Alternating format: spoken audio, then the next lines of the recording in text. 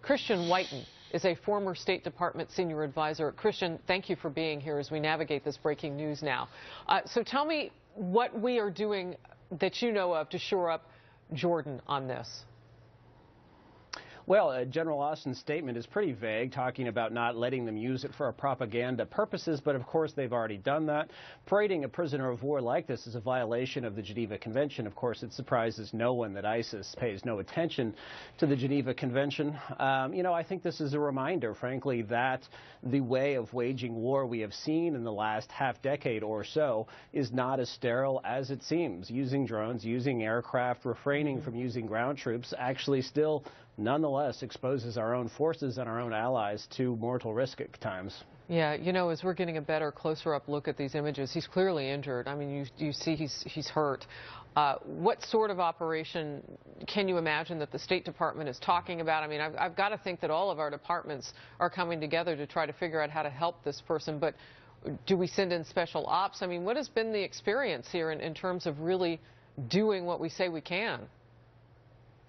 Unfortunately, my guess is we're probably not going to do very much. Jordan does have some highly respected special operators, but the idea that we'll send in an extraction team with Marines pouring out of helicopters, I think, is unlikely because, again, we have been waging this anti-ISIS fight with such aversion to risk and aversion to the use of ground forces.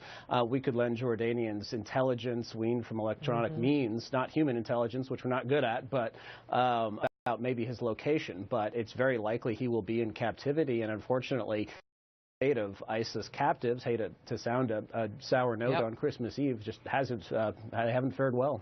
Yeah, you mentioned ground forces, and that's exactly what I was contemplating. I'm thinking, well, would we move in based on this new development? All right, so from the very beginning, Christian, we saw cobbling together a coalition of the willing was nearly impossible for this president with this mission. So now that you've had coalition forces, I don't know another word to put it. I mean, they say they didn't shoot it down, but they certainly are taking advantage of this situation. So they've taken this guy hostage. How does that change the scope of who will help us? I think it will actually make Arab governments less willing to help. They, and for that matter, the Israelis, Middle Eastern governments at large, have an extremely high sensitivity to casualty of their own forces. And also, this is a moment of reflection and not a particularly good one. We've been at this air campaign for 3 months. In the way wars have gone in recent decades, we, the American public, would generally expect results sooner than that. The air campaign of the Gulf War in 1991 was half as long as this one. The time it took to invade Iraq and occupy the entire country about half as long as this campaign is so far. We're effectively losing the war against ISIS because we're not winning it. And unfortunately, that's not a condition that lends itself toward allies jumping in. Well, that's so interesting the way you put it. By not winning it, you're losing. It's like, the old adage, if you're standing still, you're going backwards. So why do we hear a different message out of the White House?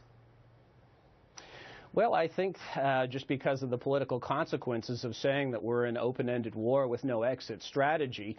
And they can point, our military, when it's given specific targets, has effectively destroyed them. But we haven't won any major victories, taken back any ground, not in Syria, not in Iraq. And, of course, that border is meaningless to ISIS. We haven't really, hit them in Mosul. We haven't taken back Mosul Dam. We haven't taken back Anbar.